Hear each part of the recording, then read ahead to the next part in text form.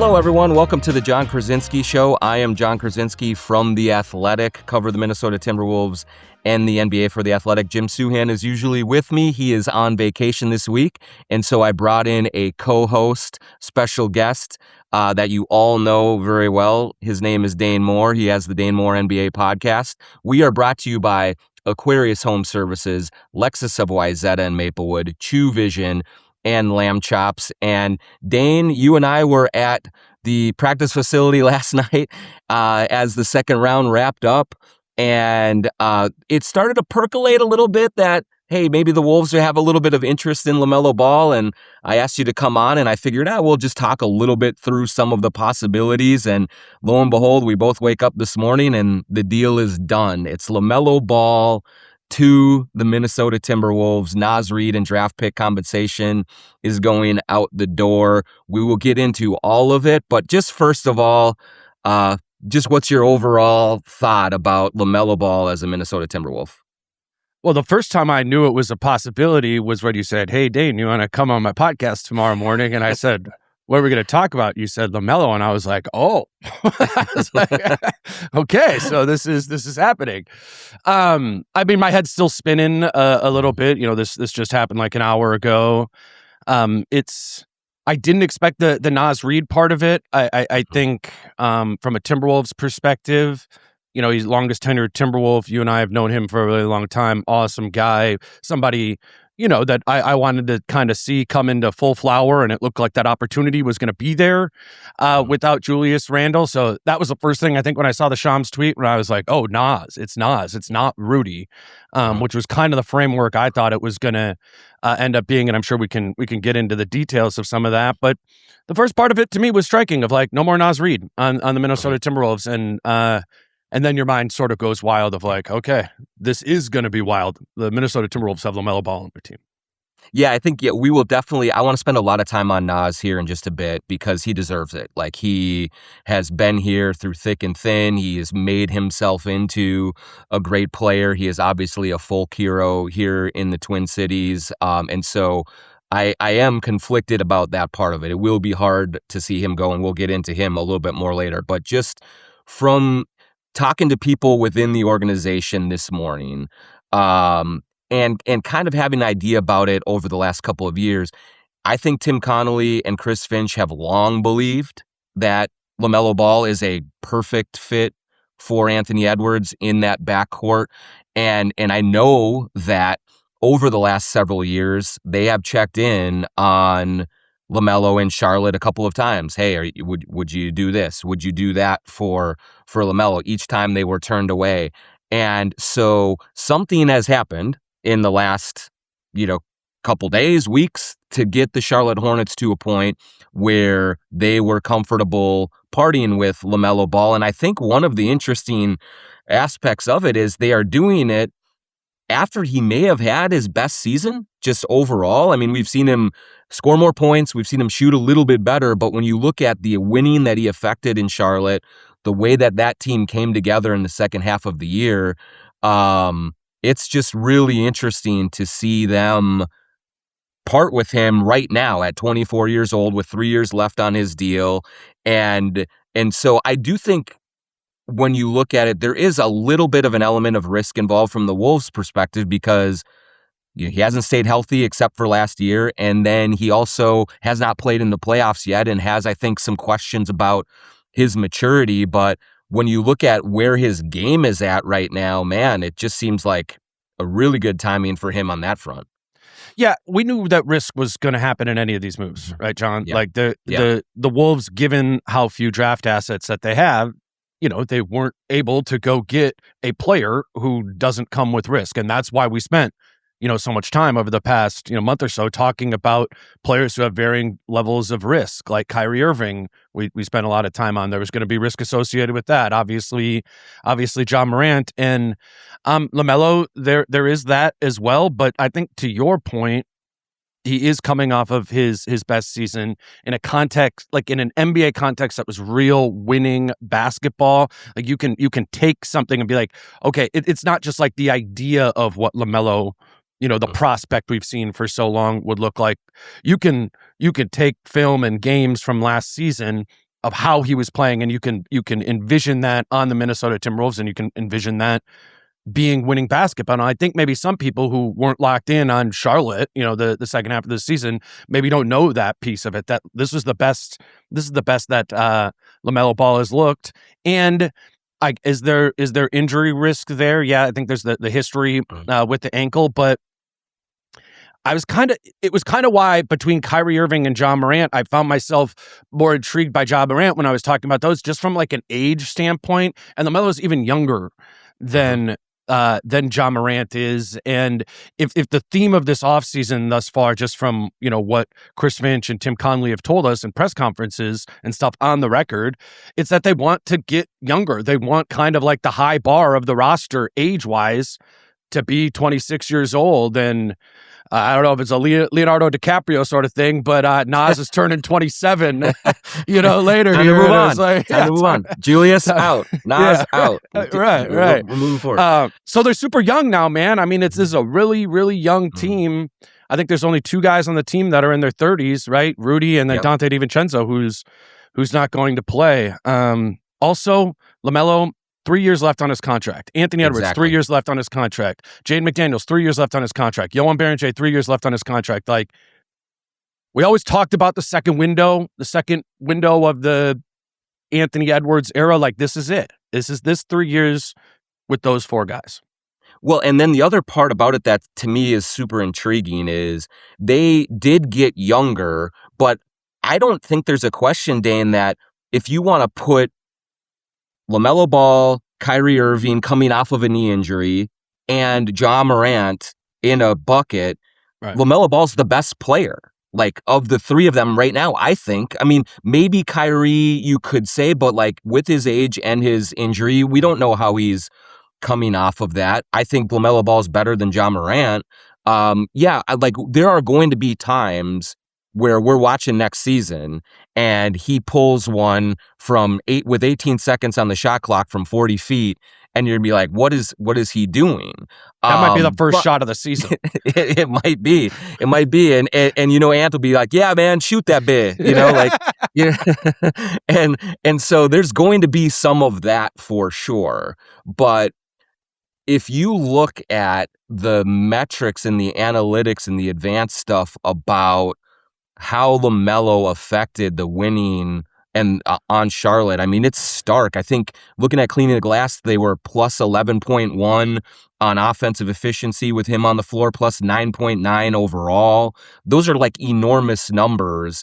And I do think it is something that, as someone who hasn't watched LaMelo every day, like, I looked at it as like, man, is this guy a winning player? Does he do the right things? But a lot of last season, he did a lot of those things, and you would hope that as he ages, as he gets into more winning environments, that maybe there will continue to be another ascension there. But I just think that he is an all-star caliber player, and you gave up Naz Reid and some draft pick compensation for an all-star caliber player. That's a pretty good return. I would say significant draft compensation. Yeah. And I think as we're sort of learning in this new break down environment, the picks right now. Yeah, let's break down the picks. So. I mean, the big pick is the 2033 unprotected first round pick, and in 2033 is certainly a long ways longer than the 3 years that they have all these guys under contract. Like, if I'm Charlotte, I'm looking at that like that's a nice pick. That will be a nice pick. But it's seven years down the line. I do think from an opportunity cost standpoint, like, you could have maybe traded that pick so distant into the future for, maybe 2 first round picks more closely, and then you don't necessarily need to go all in. I mean, somebody described it to me today like a bankroll in like gambling, or where the Wolves just didn't have that much in their bankroll from an asset standpoint. So to trade that 2033 pick is significant because now there's no other first round picks that you can trade. On its face, is just one unprotected first round pick like all that bad? No, but it is significant because it's significant to the Timberwolves. And then you throw the 3 first the first round pick swaps in there, like those aren't necessarily that big of a deal. You basically empty out your second round pick coffer. I don't think that matters that much. But that 2033 pick was their last asset that they could use to go get a star player, and they did. They did in LaMelo Ball, but it is not going to be the next time a star player comes up for, they might be getting traded. Like, the Minnesota Timberwolves are not going to be the name that shows up on that Shams tweet anymore of interested teams, because they no longer have any compensation to be able to bring anyone else back. Like, this is the team, right, John? I mean, 100%. Yeah. Like, you and I have fought. It's a great point because you and I have been used to over the last couple of years, every time a star player comes into the lexicon of the rumor mill, the Wolves are in on him and they're trying to get him. It's Kevin Durant, it's Giannis Antetokounmpo, it's Kyrie Irving, it's all of these guys. And I can tell you, just in talking to people, they were in on Jaylen Brown as well. Like, Jaylen Brown it was made clear by the Celtics that he was going to be available, and the Wolves were trying to have conversations about what it would take to get Jaylen Brown. I think that they looked at those two, Jaylen Brown and LaMelo Ball, and Brown, just because he's won a championship, he's a little older, he, was top 6 MVP this year. I think that the Celtics were asking more for Brown than what the Hornets wanted for Ball. But I think there's also a belief internally that Ball, just in terms of what the Wolves absolutely need, which is a point guard, distributor, quarterback, floor stretcher, that he checks more of those boxes than Jaylen Brown does. But to your bigger point, this is it. Like, there is not going to be, another kind of look for another star. In this current NBA, you basically have 1.5 or 2 stars and then surround him with depth. And that is the roadmap to contention anymore. There's no more 3-star models, any of that. And so they are banking that LaMelo Ball will be healthy enough, which they have a very good training staff. So that's, I think, encouraging. Like, you lean into them and say, hey, maybe they can keep him healthy, and that he will be maturing from a winning decision-making standpoint, to be reliable that way. But this is what they are now. This is Anthony Edwards and LaMelo Ball. Then you throw in Johan, you throw in Jaden, you throw in everyone. That's what this team is going to be for the next several years now. And I do think that maybe that's okay, Dane. Like, I wonder, we saw last year, I do think the Giannis talks threw this team off a little bit, certainly threw Julius off. For sure. So maybe, like, going forward, if the players can be told by Tim Connolly, by Chris Finch, you are our guys, we are rolling with you, maybe that'll bring a little bit of serenity to the whole operation as well. 2 things. To go back to the Jaylen Brown thing for a second, I think they functionally could have done that trade in the same sort of way. Like, they included, this is all part of the Julius Randle trade now. So, like, in this trade, the Wolves are taking on LaMelo Ball and Josh Green, and that's like $56 million of salary. That's what Jaylen Brown makes, right? He makes $57 million. So they could have done the same sort of salary match mechanics in that way. But I will note that Jaylen Brown is under contract for 3 years, $183 million. And LaMelo Ball is under contract for 3 years, $130 million. We're talking about Jaylen Brown is on the supermax, 35% of the cap. LaMelo Ball is making 25% of the cap. And so it's just a significantly lower salary, which I think allows you to potentially have a little bit more depth than if it was Jaylen Brown, or if it would have been Giannis, if it would have been more of the star supermax type player. I think you're talking about a team that has even less depth. I think with LaMelo, there's a couple of pathways to sort of round this out a little bit, just because his salary point is a little bit lower. I think they're done from a pursuing stars standpoint, but like, this roster is also a little bit incomplete, and maybe we should talk about that a little bit. You had too many power forwards, 72 hours ago on this team, and now you have none. And that's kind of the curiosity when I try to picture this. I know we could talk about LaMelo a little bit more, but I do think we should talk about, who's the starting power forward. Are you I haven't heard anything today. Are we assuming like the starting lineup on opening night as of right now is Rudy at the 5, Jaden at the 4, Io at the 3, Ant at the 2, LaMelo at the 1? Is that what you're thinking? Yeah, let's get to that right after this break here. I'm here with Dane Moore on the Jon Krawczynski Show. We're talking LaMelo Ball. We're talking all of the ins and outs of it. And we are brought to you by Aquarius and Lexus of Maplewood and Wayzata. Scott for Aquarius. Home ownership is like a reality show. Your house loves drama. One day the AC quits. The dripping faucet keeps you up all night. Or the light switch never turns off. But Aquarius Home Services is ready for every plot twist. Our trusted HVAC techs, plumbers, and electricians bring the calm back home with $98 off any repair. Schedule today at AquariusHomeservices.com. Aquarius, earning the right to be recommended. If you're in the market for a new luxury vehicle, look no further than our good friend Charlie Swanson at Lexus. Whether you're on the west or the east side of the Twin Cities, they've got you covered with two great locations, Lexus of Wayzata and Lexus of Maplewood. Check out the all-new Lexus TX, a spacious SUV with 3 rows of seating and plenty of room for all your gear. Head over to LexusofWayzata.com or LexusofMaplewood.com for details and to find your next ride today. All right, back now here on the Jon Krawczynski Show. 2 quick things. First of all, to lean back one more time on Jaylen Brown, Dane, you are right that all of this mechanics could have worked for Jaylen Brown and gotten that deal in, but Boston was not going to take just Naz Reid and picks for Jaylen Brown. And so I think I'm just guessing at this, but my speculation is that it would have required Rudy, Naz, and maybe even like Shannon or someone else and picks for Jaylen Brown. And that just was not going to be a realistic thing. And so in doing the Ball situation, now you part with Naz, beloved and a valuable part, but you still have Rudy, who I think is going to be critical for him defensively to help LaMelo Ball out. And you also have Terrence Shannon Jr., you have Jon, you have a lot of your young players still in the fold here. But to your point on the larger issue, yeah, I do think that they need a power forward. Right now, today, you would say it's LaMelo, Ant, and it's then Jaden at the 4 and Rudy at the 5.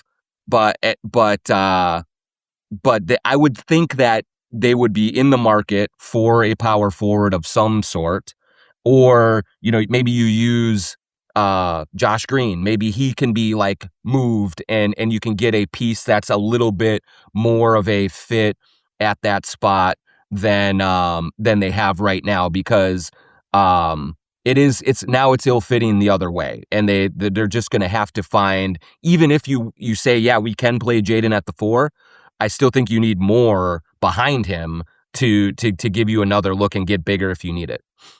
I've heard Sandro Mamukelashvili from Toronto as potentially an option there. Now, I think that's going to depend on what his free agent marketplace ends up being, and I'm not sure if the Wolves will be able to compete from an offer standpoint of what that is. But that would be a way to kind of repurpose a little bit of the, he has some of the floor spacing element that Naz had, and he could play off the second side, attack a closeout, those sort of things. So I would monitor that name. But then I think if that doesn't come to fruition, you still have this need at power forward to address the front court. And that's where then I would go to Josh Green as matching salary in some sort of trade for, a $15 to $20 million player. Green makes $15 million.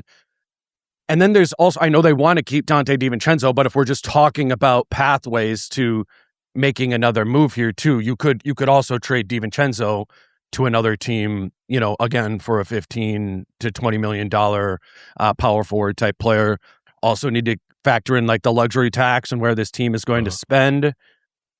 I mean, the word was very much get under the luxury tax yesterday, and I don't know how that changes now that you're we got LaMelo, are we going for it? I think that's a pretty important variable in all of this. What sense do you get on what the spending power they have is right now? Yeah, so I think that's a major part of this whole transaction is I do believe, Dane, that LaMelo Ball's availability changed the course of where the Wolves were going to go from a financial aspect. Now, when they made the trade and salary dumped Julius Randle, they were under the tax entirely and out of the tax. And I do think that there were avenues that they were exploring to stay out of the tax. Even you could have even made a Jaylen Brown deal and stayed out of the tax but if you were willing to part with Rudy and Naz and a bunch of other things. But from what I'm told from high-level sources within the Wolves, it's that when LaMelo Ball became available, Mark Lowry, Alex Rodriguez got fully behind this and said, that's fine. Yep, let's pay it. Let's go into the tax again. And they just really believe that Ball's efficiency, that his ability to make others better, that his fit with Anthony Edwards, that he can actually throw a lob pass to Rudy Gobert and Johan Berenger, like one of the only players, on this roster that can do that, that they just said, yes, let's do this now. We are in. So they are going to be a tax-paying team next season. That is the plan now with LaMelo Ball in. And so that's important, John. That's super important. That's super important. Third year in a row. We do see teams around the league, not wanting to pay that tax. There's a repeater tax. Like paying the teams, if you're competitive, you should pay the luxury tax. Where it starts getting gray is when you've been in the luxury tax for multiple seasons in a row, as the Timberwolves have. I think they've paid like $110 million in luxury tax, right, over the last 2 seasons. Yes. And now, it kind of depends where the final spending ends up being, but I think you're talking about another sizable luxury tax bill that they'd be taking on here. And, it's a competitive advantage in the NBA to have ownership that is willing to pay the tax. I mean, I know just in the last 24 hours, I've been trying to build out different rosters while using, that luxury tax line as a hard line. And they're boring off seasons. There would have been boring off seasons to do that. And I think the only pathway to having, you could think what you think about this LaMelo trade, and I know some people are going to be on different sides of it, but it is fun. It is big. It is a significant move. And I just didn't know. I just didn't know where this group, this ownership group, was going to be from a spending standpoint. So it's good to hear that from you. And I think now that allows us to open up our minds a little bit to okay, maybe they are going to get another player, because I do think you need a 6th, 7th man here if you are really trying to go for it. I don't think they have enough just as currently constituted. Yeah, and I think they'll look at 2 things. You will look at power forward. I also do think they're going to look to add more shooting. They got Isaiah Evans in the draft, but Dante DiVincenzo is going to be out for much of next season. I will say too, another little point. I was told that they do not want to trade Dante DiVincenzo still, so that the plan is to keep him, rehab him, and get him back on the floor sometime this season. Plans can change, but as of right now, they do not envision trading Dante DiVincenzo. So, can you go out? Yeah, you go out and you can add maybe a shooter. Maybe you flip Josh Green for some kind of power forward type player, and go that way. But have you heard any shooter names? You have any names? There's a couple out there. I think Quentin Grimes is out there. Tim Hardaway Jr. is out there. Several. There are several guys like that could come in, and the question will be what their threshold for paying is, and what they want to make. Because I do think now that you are in the tax, you are extra careful about every dollar that you spend, and so but yeah, I think that they have a few options that they are looking at to add in that way, and if you get more floor spacing around him, around LaMelo Ball, around Anthony Edwards, I think that would be a big help to this roster, and just getting a little bit more depth. And then you are going to lean on Terrence Shannon Jr. more. You are going to lean on maybe, I would expect Jalen Clark to come back as a defensive minded player, to give them a little bit more on that end of the things. And so there's a lot more dominoes to fall, even if your core now is Ant, LaMelo, Jaden, and now Baron J, I think is going to be considered a core guy going forward. I'm just trying to look at so I think as of right now, because they aggregated salaries, they are hard capped at the second apron, which is high. That's like the high. I don't think they were ever going to go over the second apron. Yeah. So, I'm just saying they're not capped at the first right now, which is $13 million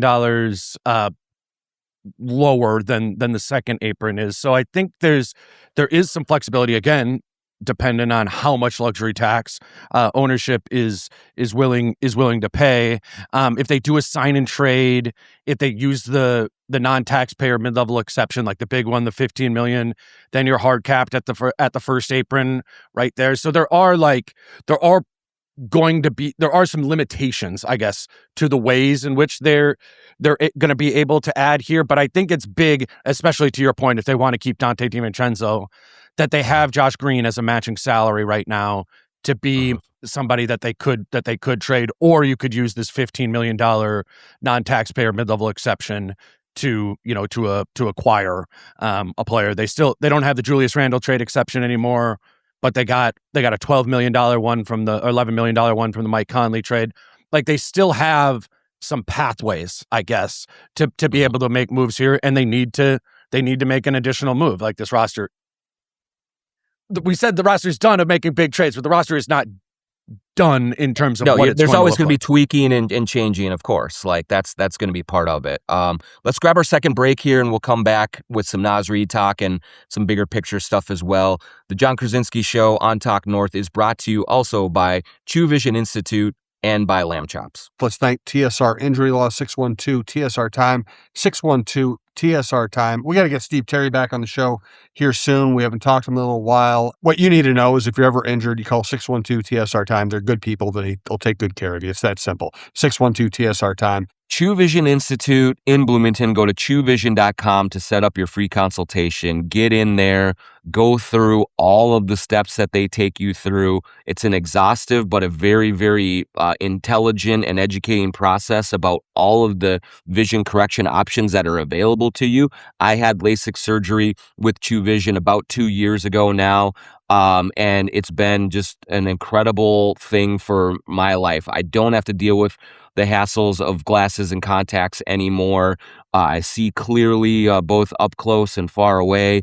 And if you're watching this on YouTube right now, you can see that no glasses. And so I don't have to worry about constantly, are these glasses fashionable, or am I in the right style now? Is my prescription up to date? Do I have to go back and get another batch of daily contacts? Like, all of that hassle is gone, and my life is so much easier because I went to True Vision in Bloomington. So go to truevision.com, set up your consultation, tell them the Jon Krawczynski Show sent you, and get on with living your best life after LASIK surgery at True Vision. That's right. If you go to sglambchops.com and use the promo code JONK20, you get 20% off anything that you get at Lamb Chops, and you can get a lot at Lamb Chops. They have hoodies, they have hats, they have pants, they have shorts, t-shirts, they have sweaters. There are all sorts of different things for you. It's all incredibly comfortable. It's all stylish, and it's all super high quality. You know, if you buy something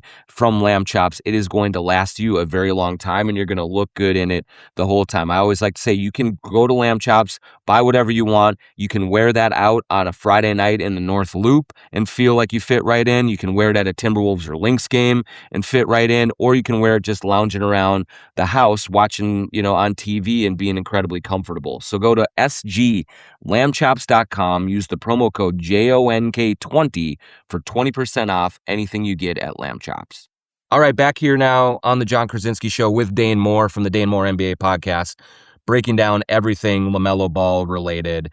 Let's just take a step back and say goodbye to Naz Reid. Like, I cannot, I've covered this team for 22 years. There has never been a better development story in this team's history, I don't think. I mean, he comes in as this pudgy, kind of injured guy from LSU that's undrafted. You don't know, is he a 5? Is he a 4? What can he do? And man, this guy just constantly, every single year, changed his body, added to his game, was completely selfless in being a sixth man behind Karl Anthony Towns, behind Julius Randle, and over and again delivered for these guys. And there's few players who I have more affection for over these 22 years than Naz. I will be very sorry to see him go. But what a run that he had here in Minnesota. I think the development story thing is the thing to focus on, not just because he is the best development story in Timberwolves history. I think part of the reason why he became such a cult hero figure here is because he was a development story. And like you said, you covered this team for 22 years. I mean, how many like Mikhail Jelabales or Chris Johnsons or whatever, you know what I'm saying? There's always part of what I think kept the Timberwolves fan base for that decade when they were a disaster, like intrigued over the course of time, was people telling themselves that a player like this was going to be Naz Reid, and it never happened. Nothing close to it ever happened. And then the Wolves still sucked when they got Naz Reid, in 2019.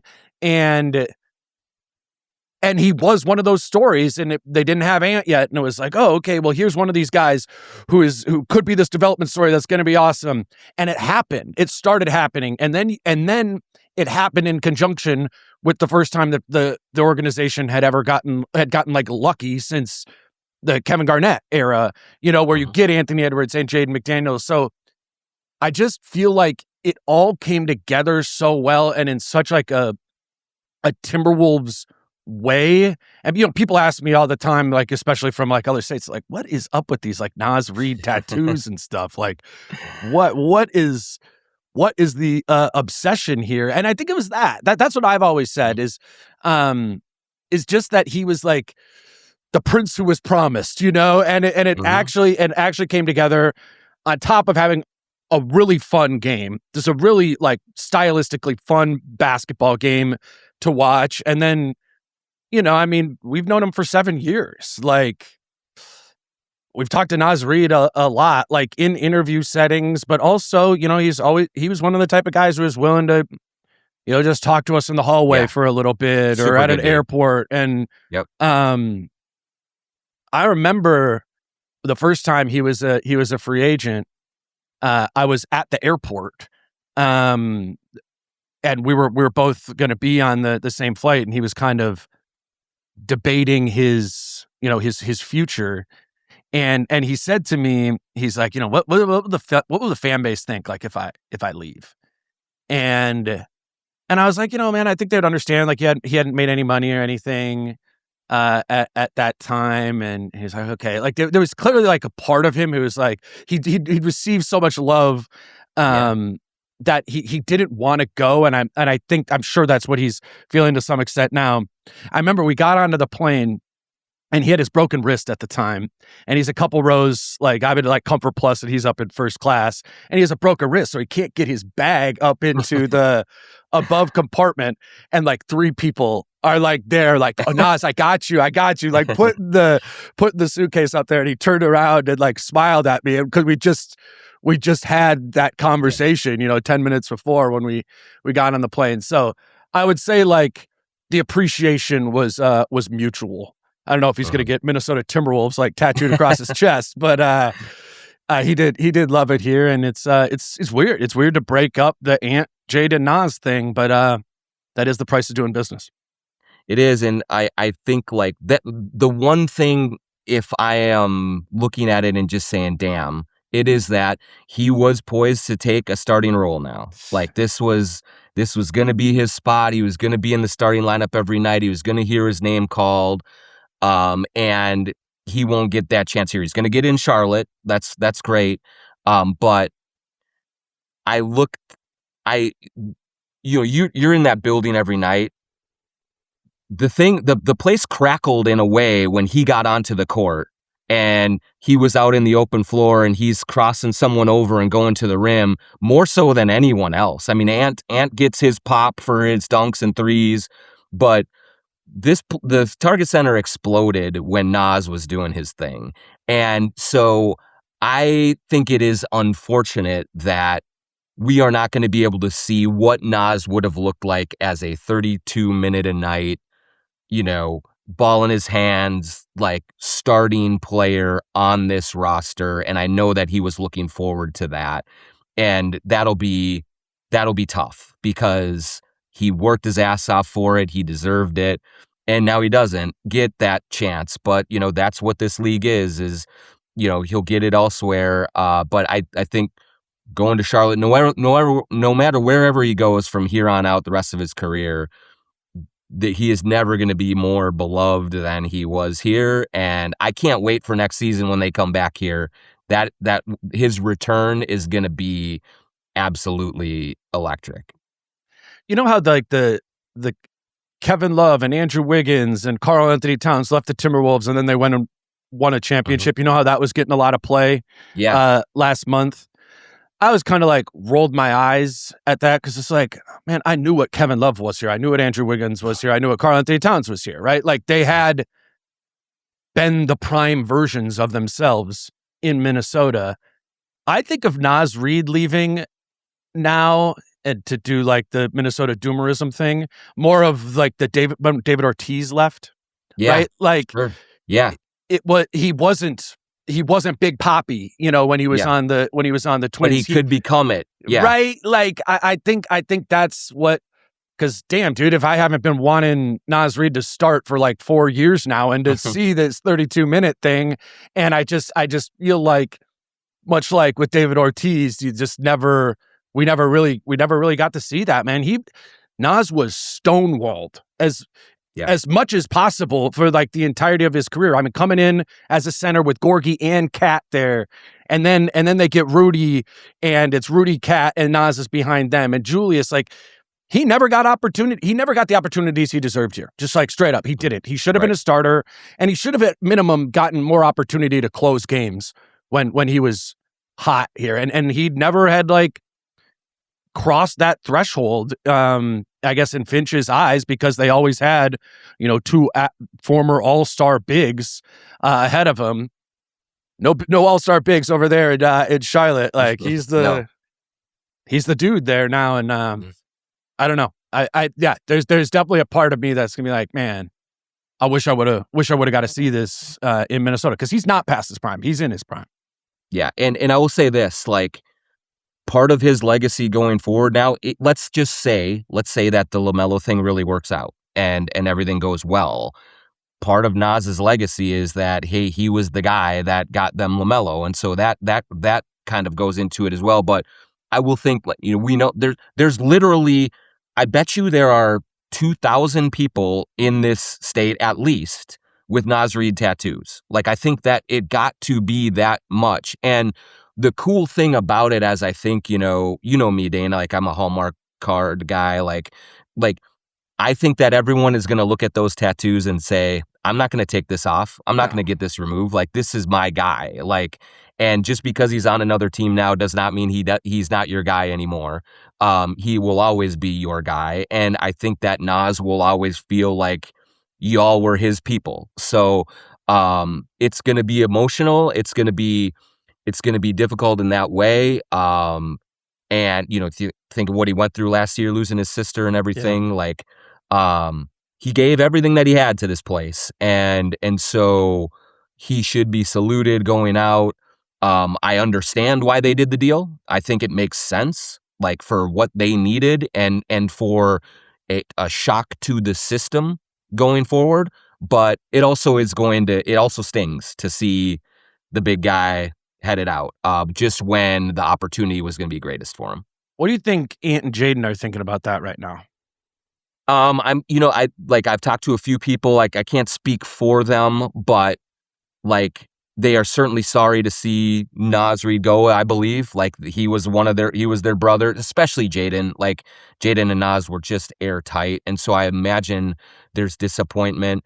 I do know that Ant has always liked LaMelo, always liked his game, and I think that even if there is whatever sort of feelings about losing Naz right away, there's also understanding and excitement for what LaMelo can bring to the table. And the first time that they're running the break and LaMelo throws a behind the back pass to Ant in the corner for a three, I think that's going to solve a lot of the whatever reservation that was. But again, like, I do believe that Ant in particular is understanding of this and will welcome LaMelo with open arms. And he will find all of the catch and shoot opportunities that he wants and more, courtesy of LaMelo. And so, yeah, I think that with Jaden, I'm not sure. Like, those two were tied at the hip, so that might be a little bit of a different thing. But for Ant,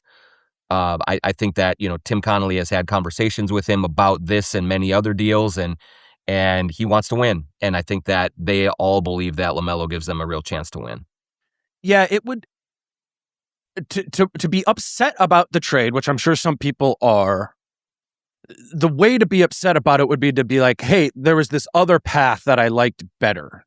And, you know, just like taking the temperature of the water here for the last 72 hours, like, people hadn't really liked the way that the off season was moving, right? You know?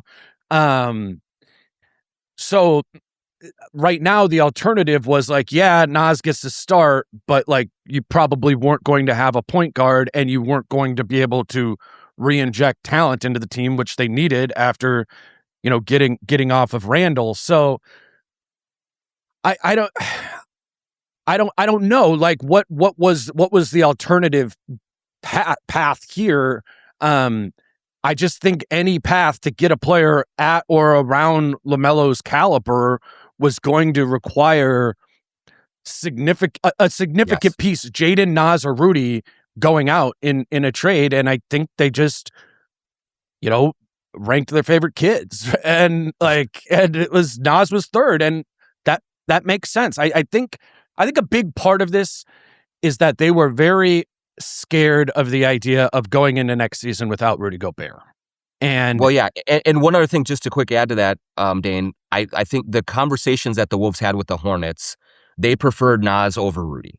Like, that was which the Hornets did, which surprised me. Didn't know that. Like, yeah, I was surprised to hear that, but that they wanted the younger piece. They wanted, you know, everything Naz brings that way over Rudy, which I would have thought they would have wanted Rudy's defense on a very offensive minded team. But in their conversations, it was give us Naz over Rudy or you don't have a deal. And so the Wolves reluctantly said, okay, that's what we have to do.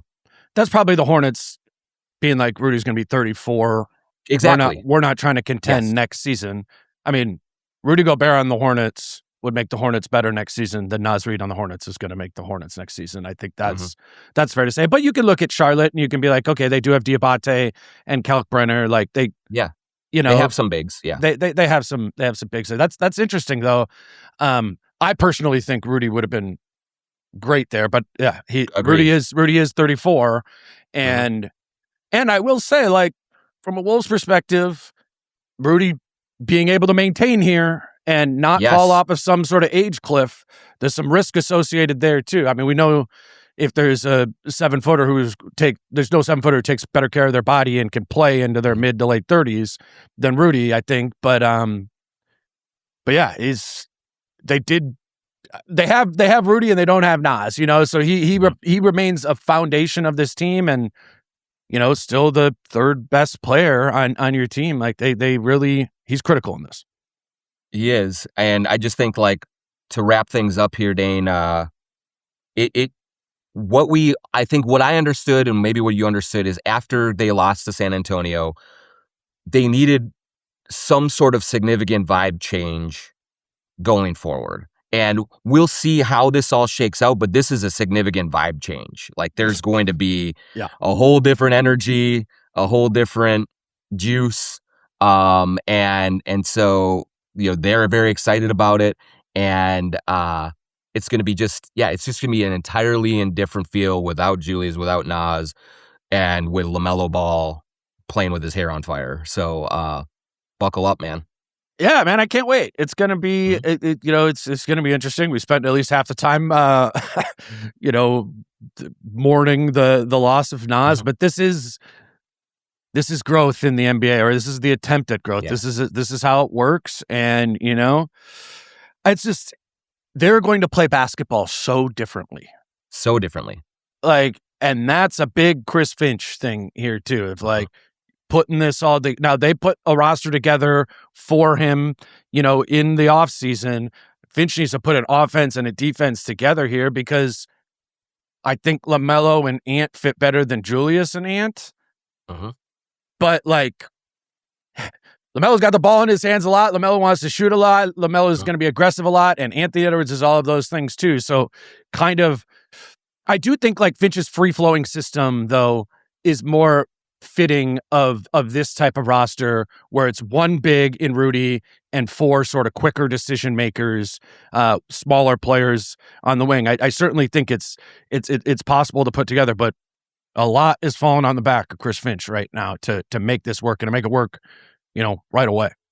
Well, and then here's my final takeaway on it is this. Whatever is going to happen with it, what we know by making this trade is what we've known for the last 4 or 5 years, is that the Wolves are going for it. They are not sitting back. They are not wasting Ant's prime. They're not doing they're making major moves to try and win at a high level. And so that's, they're going into the luxury tax. The owners are investing. The executives are making major moves, and the coach clearly is going to be on board with this. And so, at the bottom line, we're covering a team that is not messing around in terms of trying to be as competitive as humanly possible. And I just have great admiration for teams that don't dip one toe in the water. They're diving all the way in. And certainly it could work or it could not, but it won't be for lack of ambition. And so that's what I respect about it.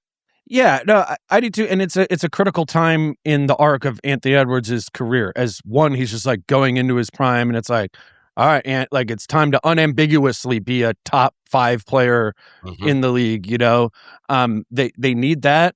But then also, John, that contract extension for Ant. That's that's coming up. And yes, people can say all the noise about, Ant going somewhere else. I know you've written about that this week, and we talked to Conley about it, but 12 months You're always right on now, the clock. You are always on the clock.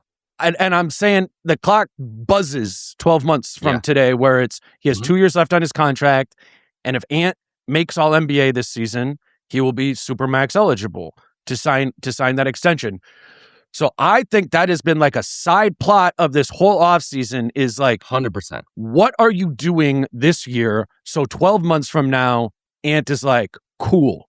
I like this, more of this. Let's sign up for it now. And that's part of the risk here too. But I think there's certainly a world where the Wolves can be better than they were this past season, this year. And because of that, and because Ant's not going to be facing the double teams that he was, because there is some truth to that. He did not like that. You're not going to be able to do that with LaMelo Ball flanking him out there, certainly to the extent it was. So I think you're taking a step to create a winning environment around Anthony Edwards that he enjoys, that is enticing enough for him, that 12 months from today, he goes, yeah, let's get that Supermax extension on the books. And now he's locked up. Now he's locked up long-term again, and all that stuff shuts up, for a while. But I that was definitely a factor in all of this. You could not have a flat season here going into a pretty big decision window for Anthony Edwards.